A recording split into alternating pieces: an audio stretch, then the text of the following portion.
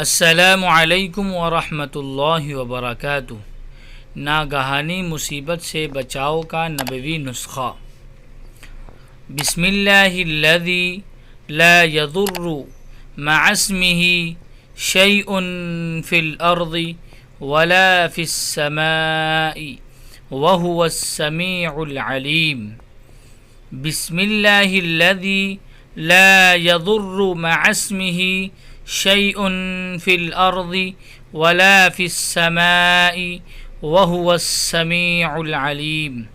ترجمہ: اللہ کے نام کے ساتھ میں نے صبح کی، جس کے نام کی برکت سے کوئی چیز نقصان نہیں پہنچاتی، زمین میں اور نہ آسمان میں، اور وہی خوب سننے والا اور بڑا جاننے والا ہے۔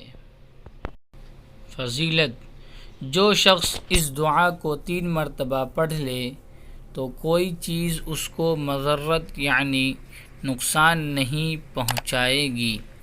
ابو داؤد کی روایت میں ہے کہ اس کو ناگہانی مصیبت نہیں پہنچے گی۔